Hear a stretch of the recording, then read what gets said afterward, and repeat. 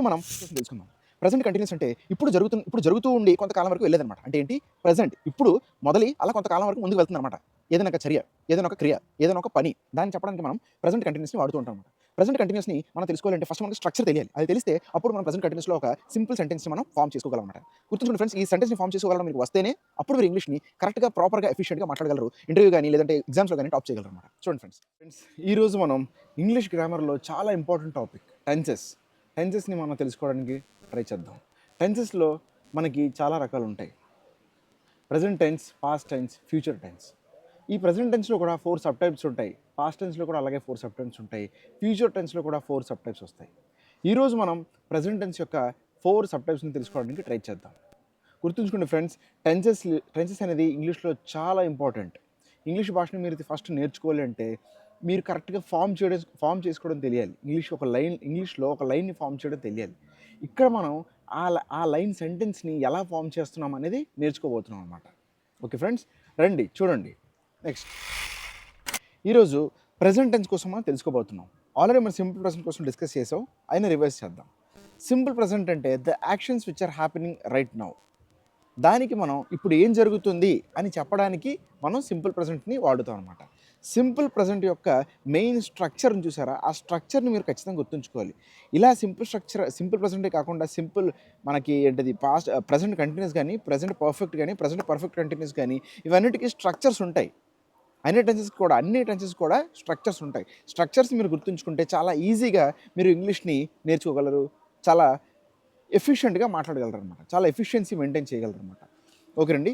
ఇప్పుడు చూడండి, స్ట్రక్చర్స్‌ని చూద్దాం మనం. సింపుల్ ప్రెజెంట్ యొక్క స్ట్రక్చర్ ఏంటి? Subject plus verb. సబ్జెక్ట్ అంటే హీ, షీ, దే, ఎవరైనా అవ్వచ్చు. హీ, షీ, దే, ఇట్ గాని అంటే ఏదైనా సరే అనమాట. ఒక నౌన్ గాని, ప్రొనౌన్ గాని వాడొచ్చనమాట. ఆల్రెడీ మనం నౌన్ కోసం, ప్రొనౌన్ కోసం, వర్బ్ కోసం, యాడ్వర్బ్ కోసం, యాడ్జెక్టివ్ కోసం కూడా ఆల్రెడీ మనం తెలుసుకున్నాం. మన ప్రీవియస్ వీడియోస్‌లో వెళ్ళి ఒకసారి మీకు చూస్తే గనుక అది కూడా అవగాహన మీకు వస్తుంది. ఇప్పుడు చూడండి, సబ్జెక్ట్‌లో మనం నౌన్ గాని, ప్రొనౌన్ గాని వాడుతాం. ఇప్పుడు ఫర్ ఎగ్జాంపుల్ నేను షీ అని తీసుకున్నాను. ఓకేనండి. ఇక్కడ మీరు లత అని పేరు కూడా తీసుకోవచ్చు. ఓకేనండి. ఫర్ ఎగ్జాంపుల్ చూడండి, ఇప్పుడు సబ్జెక్ట్ ప్లస్ వర్బ్ అంటే షీ, తర్వాత వర్బ్ అంటే ఏంటి? ఏదైనా క్రియ. ఆల్రెడీ మనం తెలుసుకున్నాం అది. క్రియని మనం ఇప్పుడు ఆడడాన్ని, పాడడాన్ని ఏదైనా సరే పనిచేసేదాన్ని క్రియ అని చెప్పొచ్చు. ఇప్పుడు ఎగ్జాంపుల్‌కి నేను రైట్ అని తీసుకున్నాను అనమాట. రైట్స్ అంటే రాస్తుంది అని అర్థం అనమాట. షీ అనే ప్రొనౌన్‌ని తీసుకొని రైట్స్ అని రాసాను. ఒక సెంటెన్స్ ఫార్మ్ అయింది. She rights. అదే ఏంటి? ఇప్పుడు జరుగుతుందనమాట. She rights. ఆవిడ ఇప్పుడు రాస్తుంది. దీని తర్వాత చూడండి మళ్ళీ ప్రెజెంట్ కంటిన్యూస్. ప్రెజెంట్ కంటిన్యూస్ అంటే ఏంటి? ఇప్పుడు జరుగుతూనే ఉందనమాట. ఇంకా టెంపరరీగా ఇప్పటి నుంచి కొంతకాలం వరకు వెళ్ళి జరిగి ఆగిపోతుందనమాట అది. టెంపరరీ యాక్షన్స్ మనం ప్రెజెంట్ కంటిన్యూస్ అని చెప్తాం అనమాట. ఇప్పుడు జరుగుతున్న టెంపరరీ యాక్షన్స్‌ని. చూడండి, దానికి ఇప్పుడు మనం ప్రెజెంట్ కంటిన్యూస్ కోసం తెలుసుకుందాం. ప్రెజెంట్ కంటిన్యూస్ అంటే ఇప్పుడు జరుగుతూ ఉండి కొంతకాలం వరకు వెళ్ళేదనమాట. అంటే ఏంటి? ప్రెజెంట్ ఇప్పుడు మొదలి అలా కొంతకాలం వరకు ముందుకు వెళ్తుందనమాట. ఏదైనా ఒక చర్య, ఏదైనా ఒక క్రియ, ఏదైనా ఒక పని దాన్ని చెప్పడానికి మనం ప్రెజెంట్ కంటిన్యూస్‌ని వాడుతూ ఉంటాం అనమాట. ప్రెజెంట్ కంటిన్యూస్‌ని మనం తెలుసుకోవాలంటే ఫస్ట్ మనకు స్ట్రక్చర్ తెలియాలి. అది తెలిస్తే అప్పుడు మనం ప్రెజెంట్ కంటిన్యూస్‌లో ఒక సింపుల్ సెంటెన్స్‌ని మనం ఫార్మ్ చేసుకోగలం అనమాట. గుర్తుంచుకోండి ఫ్రెండ్స్, ఈ సెంటెన్స్‌ని ఫార్మ్ చేసుకోగలడం మీకు వస్తేనే అప్పుడు మీరు ఇంగ్లీష్‌ని కరెక్ట్‌గా, ప్రాపర్‌గా, ఎఫిషియెంట్‌గా మాట్లాడగలరు. ఇంటర్వ్యూ గాని, లేదంటే ఎగ్జామ్స్‌లో గాని టాప్ చేయగలరనమాట. చూడండి ఫ్రెండ్స్, ఇప్పుడు ఇక్కడ ఎస్ అని రాశారు. ఎస్ అంటే సబ్జెక్ట్ ప్లస్ ఈజ్ లేదా యామ్ లేదా are plus verb plus ING. ఇప్పుడు మనం గమనిస్తే ఈజ్ అనేది ఒక సింగులర్‌కి వాడేదనమాట. Ram is going, she is walking, he is running. అంటే ఏంటి? ఒకరి కోసం చెప్పేది ఈజ్ అనమాట, ఒకరి కోసమే. యామ్ అనేది నా సొంత కోసం చెప్పేది. ఇది కూడా సింగులర్ పర్సనే, కాకపోతే సొంతంగా I am going, I am eating, I am running అని చెప్పడానికి సొంత కోసం మనం చెప్పుకోవడానికి యామ్ అని వాడుతాం అనమాట. ఆర్ అనేది మల్టిపుల్ పర్సన్స్ అంటే బోల్డ్ మంది ఉన్నారనుకోండి, వాళ్ళ కోసం చెప్పడానికి అనమాట. వాళ్ళ కోసం ఆర్ అని వాడతాం. We are going, we are coming, we are arriving, okay, we are playing ఇలా చెప్పడానికి ఆర్ వాడుతూ ఉంటాం అనమాట. వర్బ్ అంటే మనకు తెలుసు, ఏదైనా ఒక క్రియ. దానితో పాటు ఇక్కడ ఈ ఫామ్లో ప్రెజెంట్ కంటిన్యూస్లో ప్లస్ ఐఎన్జిని యాడ్ చేయాలి. వర్బ్తో పాటు ఐఎన్జిని ఫామ్ని యాడ్ చేస్తూ ఉండాలి. ఇప్పుడు చూడండి, ఫర్ ఎగ్జాంపుల్ మనం తీసుకునే స్ట్రక్చర్ తీసుకుని సరే, ఇది చాలా ఇంపార్టెంట్ ఫ్రెండ్స్, ఇది గుర్తుంచుకోండి. ఇక ఫార్ములాస్ అనమాట. ఈ ఫార్ములాస్ గుర్తుంటేనే ఇంగ్లీష్ మీకు ఈజీ అవుతుంది. ఒక ఫార్ములా మీరు 10 సార్లు గుర్తుంచుకొని రాపడానికి ట్రై చేయండి. నోట్లో అలా చెప్తూ ఉండండి. ఈజీ గుర్తుండిపోతుందండి. బ్రెయిన్‌కి హ్యాబిట్ చేయాలి ఫస్ట్ మనం. హ్యాబిట్ చేస్తే ఆటోమేటిక్‌గా గుర్తుండిపోతుందనమాట. ఇదే మీ సెంటెన్స్‌ని 10 సార్లు రాయండి, ఆటోమేటిక్‌గా మీకు గుర్తుండిపోతుంది. ఇప్పుడు చూడండి ఈ సెంటెన్స్ని మనం ఆల్రెడీ మనం ఇది తీసుకున్నాం స్ట్రక్చర్ని. ఈ స్ట్రక్చర్తో పాటు మనం కొత్త ఒక లైన్ని ఫామ్ చేద్దాం, ఒక సెంటెన్స్ని ఫామ్ చేద్దాం, ఇంగ్లీష్ సెంటెన్స్ని ఫామ్ చేసి చూపిద్దాం. సబ్జెక్ట్ ప్లేస్లో మనం షీ తీసుకున్నాం. షీ సింగులర్ కాబట్టి ఈజ్ వస్తుంది. She is verb. వర్బ్ ఏంటి? ఏదైనా క్రియ.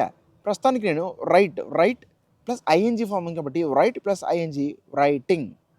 She is writing a letter. She is writing a letter. అంతేనండి. అలా తెలుసుకుంటే ప్రజెంట్ కంటిన్యూస్ తెలిసిపోతుంది. చాలా సింపుల్. ఈ స్ట్రక్చర్ని మీరు గుర్తుంచుకోగలిగితే 4 స్ట్రక్చర్ని గుర్తుంచుకోగలిగితే కరెక్ట్గా పర్ఫెక్ట్గా ఎవరి ముందైనా సరే కాన్ఫిడెంట్గా ఇంగ్లీష్లో మాట్లాడచ్చండి. ఓకే, మూడోది చూడండి, ప్రజెంట్ పర్ఫెక్ట్. ప్రజెంట్ పర్ఫెక్ట్ అంటే ఇప్పుడు జరిగి కొంతకాలం వెళ్ళి ముందెళ్ళి ఆగిపోతుంది అనమాట. ఇప్పుడు ప్రస్తుత కాలంలో జరిగి స్టార్ట్ అయ్యి కొంతకాలం ముందుకు వెళ్ళి ఆగిపోతుంది అనమాట. దాన్నే మనం ప్రజెంట్ పర్ఫెక్ట్ అని చెప్తాం అనమాట. ప్రజెంట్ పర్ఫెక్ట్లో ఎగ్జాంపుల్ చూడండి, మనకి సెంటెన్స్ ఇచ్చారు, స్ట్రక్చర్ సెంటెన్స్ ఇచ్చారు. ప్రజెంట్ పర్ఫెక్ట్ స్ట్రక్చర్ ఎలా ఉంటుందంట? Subject plus has or have plus past participle లేదా V3 అని కూడా చెప్పొచ్చు దీనికి మనం, V3 ఫామ్. ఓకేనండి. ఇప్పుడు మనకి తెలుసు అలాగా V3 అంటే ఏంటి. ఇప్పుడు ఫర్ ఎగ్జాంపుల్ గో అని తీసుకున్నాం, గో వెంట్ గాన్. అలాంటప్పుడు V3 అని వాడచ్చు అనమాట. V3 ఏంటి అక్కడ? గో వెంట్ గాన్లో గాన్ V3 అనమాట. అలా V3ని కూడా వాడచ్చు, V3 ఫామ్ని వాడాలన్నమాట. ఇప్పుడు చూడండి, సబ్జెక్ట్ అంటే ఏంటి? ఇప్పుడు నేను తీసుకుంటాను షీ, మళ్ళీ సబ్జెక్ట్లో she has written the exam లేదా she has written the letter. ఓకేనండి, she has written the letter. తర్వాత చూడండి, ఇప్పుడు చాలా ఈజీ ఇది కూడా. ప్రజెంట్ పర్ఫెక్ట్ కంటిన్యూస్ కోసం నేర్చుకుందాం. ఇప్పుడు ప్రజెంట్ పర్ఫెక్ట్ కంటిన్యూస్ అంటే ఆల్రెడీ గతంలో స్టార్ట్ అయ్యి ప్రజెంట్లో కూడా రన్ అయ్యి ఆగిపోతుంది అనమాట. గతంలో స్టార్ట్ అయింది, ప్రజెంట్లో రన్ అయ్యి ఆగిపోతుంది అనమాట. కొంతకాలం ప్రజెంట్లో ఆగిపోతుంది, ఇప్పుడే ఆగిపోతుంది కాసేపట్లో వెళ్ళి.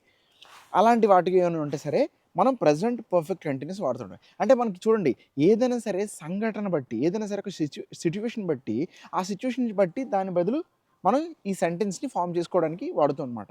ఆల్రెడీ పాతకాలంలో స్టార్ట్ అయ్యి ఇప్పుడు ప్రజెంట్లో జరిగి ఆగిపోతుందంటే దానికి మనం ప్రజెంట్ పర్ఫెక్ట్ కంటిన్యూస్ వాడాలన్నమాట. మనం కండిషన్ బట్టి వాడుతూ ఉండాలన్నమాట, అంతే, ఇంకేమీ లేదు. తెలుగులో కండిషన్ ఎలాగైతే లైన్స్ వాడుతూ ఉంటామో ఇంగ్లీష్లో కూడా ఏదైతే కండిషన్స్, ఏదైతే సిచ్యువేషన్స్ ఉన్నాయో సిచ్యువేషన్ తగ్గట్టు వాడుతూ అనమాట, అంతే, ఇంకేమీ లేదు. ప్రజెంట్ పర్ఫెక్ట్ కంటిన్యూస్ పాతకాలంలో మొదలయ్యి ప్రస్తుతానికి కూడా జరిగి ఆగిపోతుంది అనమాట. దాని యొక్క స్ట్రక్చర్ చూడండి ఇప్పుడు ఏంటో. ఎస్ అంటే సబ్జెక్ట్ ప్లస్ హ్యాజ్ లేదా హ్యావ్, ఇక్కడ కూడా plus has or have plus been plus verb plus ING. Same ఇక్కడ కూడా హ్యాజ్ ఆర్ హ్యావ్తో పాటు బీన్ యాడ్ చేయాలి, జరుగుతూ ఉంటుంది కాబట్టి పాత నుంచి ఇప్పటిదాకా, అందుకే బీన్ అనేది యాడ్ అవుతుంది ఇక్కడ. దాంతోపాటు వర్బ్ క్రియ సేమ్ అంతే, దాంతోపాటు ఐఎన్జీ ఫామ్ యాడ్ అవుతుంది మనకు తెలిసినట్టు.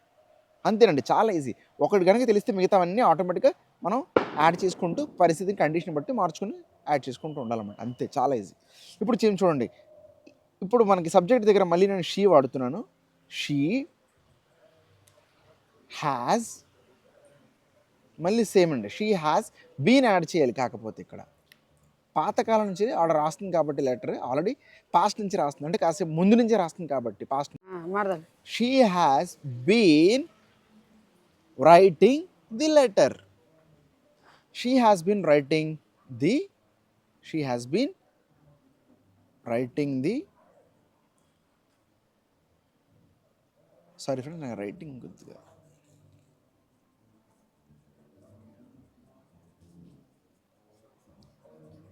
రైటింగ్ ది లెటర్, అంతే ఫ్రెండ్, చాలా సింపుల్. ఈ స్ట్రక్చర్స్ మనం గుర్తుంచుకుంటే మాత్రం చాలా ఈజీ అయిపోతుంది ఇంగ్లీష్.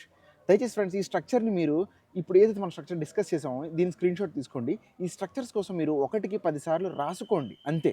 బ్రెయిన్కి ఒకసారి మనం అలవాటు చేస్తే చాలా ఈజీగా అలా జ్ఞాపకం ఉండిపోతుంది. మనం చిన్నప్పుడు చదివిన టేబుల్స్ ఇప్పటిదాకా మనకు గుర్తున్నాయి అంటే చిన్నప్పుడు మనం 1కి 10 సార్లు టీచర్స్ రాయించడం వల్ల గుర్తుంటుంది. బ్రెయిన్కి మరియు టేబుల్స్ కానివ్వండి, స్ట్రక్చర్స్ కానివ్వండి, ఏదైనా సరే 1కి 10 సార్లు చెప్పగలిగితే బ్రెయిన్కి మనం అది ఇంటెక్ తీసుకొని గుర్తుంచుకుంటుంది, మెమరీలో స్టోర్ చేసుకుంటుంది అనమాట. ఇది కూడా అంతే. స్ట్రక్చర్ మనం తెలుసుకోవాలంటే 1కి 10 సార్లు రాసుకున్నా లేదా దాన్ని రిహార్సల్ చేసుకున్నా, బైహార్ట్ చేసుకున్నా మనకి ఈజీ గుర్తుండిపోతుంది. స్ట్రక్చర్స్ గుర్తుంటే చాలా ఈజీగా మీరు ఒక పర్ఫెక్ట్ ఇంగ్లీష్ని మాట్లాడగలరు ఫ్రెండ్స్.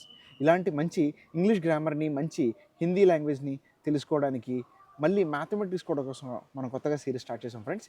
ఇవన్నిటిని తెలుసుకోవడానికి, సైన్స్ని కోసం కూడా తెలుసుకోవడానికి మా ఛానల్ని సబ్స్క్రైబ్ చేయండి. మా ఛానల్ రియల్ నాలెడ్జ్ 9 ఇన్స్టాగ్రామ్ మరియు యూట్యూబ్లో ఉంది ఫ్రెండ్స్.